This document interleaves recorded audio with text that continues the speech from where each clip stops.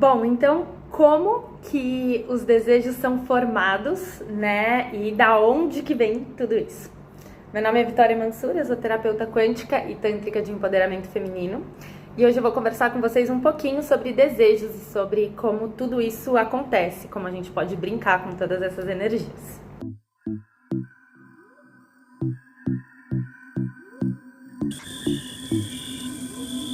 Bom, a primeira coisa que a gente precisa entender quando a gente fala sobre desejo é que desejo é uma coisa muito mais mental do que física necessariamente. E quando a gente quer brincar com desejo, a gente precisa sempre começar dentro da nossa mente. Então, o que acontece, né? Dentro da nossa mente, a gente tem dois sistemas. Um que é um acelerador, que é o sistema parasimpático, se eu não me engano, e o outro que é o freio, que é o sistema simpático. Eu não sei se é assim ou se é o contrário. Meu DDA às vezes me confunde.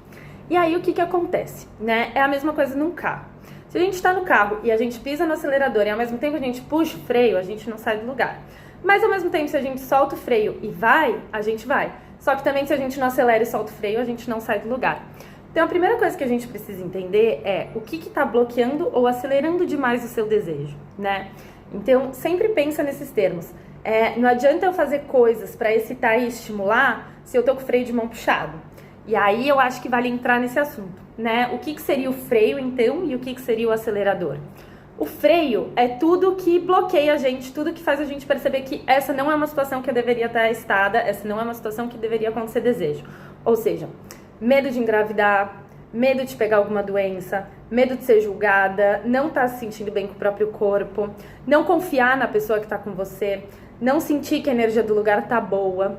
Isso tudo são freios, né? E aí a gente tem o acelerador, que é coisas novas, estímulos novos, fantasia, brinquedo, novos parceiros, novas pessoas. Então, existem esses dois lados.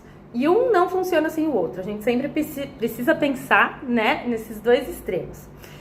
E a maioria das pessoas, elas estão ali no meio, né? Então, elas não são nem muito sensíveis, nem muito insensíveis. Elas só precisam descobrir o que faz elas frearem e o que faz elas irem e acelerarem. Então, quando você consegue pensar nesses dois lados, você consegue sim ressignificar e mudar o que você acredita que é excitante e o que acontece com esse desejo. Então, se você é uma pessoa que você tem pouco desejo e gostaria de ter mais desejo, você precisa entender quais são as crenças, né? Quais são as atitudes e qual é esse mindset que te bloqueia aqui. Então, o que pega pra você? Quais são os seus medos, né? É vergonha? É culpa? É alguma crença religiosa? É alguma crença social? O que você aprendeu que é sexo, né? O que seus pais te falaram desde sempre? O que a cultura ao seu redor te falou desde sempre? Então, uma pessoa que cresceu numa cultura totalmente tradicional, fechada, evangélica, vai ter provavelmente uma interpretação. Uma pessoa que cresceu num mundo queer, com pais homossexuais, vai ser muito mais livre, vai para um outro lado, provavelmente, porque tem uma outra cultura, né? Então, vai interpretar o sexo de uma outra forma. Mas a gente sempre pode ressignificar. Eu nasci num lugar super tradicional e minha cabeça não tem nada a ver com a deles. Então, cada um é cada um, né? O importante é a gente se entender e entender o que funciona pra gente e o que não funciona pra gente.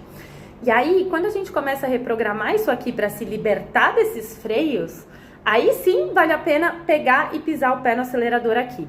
Então, não adianta querer ir do menos 100 pro mais 100. Existe todo um processo, né? Então, é a mesma coisa para quem passou por trauma, é a mesma coisa para quem foi traumatizado. Então, se você sofreu um trauma e isso vai impactar aqui no seu freio, por quê? Porque você vai ter medo, você vai enxergar situações como potenciais ameaças e não como um ambiente de relaxar e ter prazer. A primeira coisa que você precisa fazer é trabalhar isso, é se libertar dessas ameaças, é se libertar desse medo, para daí não ter mais nenhum freio de mão puxado e daí você poder pisar no acelerador. E daí sim, brincadeiras, fantasias, fetiches. Aí tudo que você fizer aqui vai funcionar.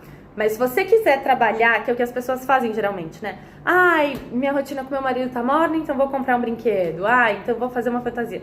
Isso tudo pode ser muito legal. Mas se os freios estão aqui, então se você tem muita coisa para fazer, isso também é outro freio, se você tá cansada, sobrecarregada, não adianta você querer ir para cá se aqui não está resolvido. Então, sim, precisamos pensar nos dois e sim, precisamos sempre começar pelo freio, tá? E o nosso vídeo de hoje é sobre isso. A melhor forma de trabalhar tudo isso também É óbvio, dentro de terapia, se você tem algum caso traumático desse jeito, ou se você quer ajuda, que é sempre muito mais fácil. Ou se não, né, mudar contextos, ressignificar crenças, ressignificar pensamentos. Como eu posso olhar para a realidade de uma outra forma, que quando eu olho, eu não vejo essas coisas que eu tô olhando sempre. E aí sim, trabalhar esse outro lado de o que eu gostaria de explorar, o que eu gostaria de sentir, o que eu gostaria de fazer. Quando a gente trabalha esses dois potenciais juntos, a gente consegue se libertar e ter um pouco mais de controle sobre a nossa libido, sobre o nosso desejo, sobre a nossa vontade. E aí sim a gente consegue resolver problemas de relacionamento, de falta de libido e todas essas coisas. Meus amores, por hoje é isso. Se ficou alguma dúvida, podem comentar aqui embaixo. Se tiverem alguma sugestão de tema também, deixem pra mim. Se você gostou desse vídeo, não esquece de se inscrever no canal e de deixar seu like, que isso é super importante. Um beijo e até semana que vem.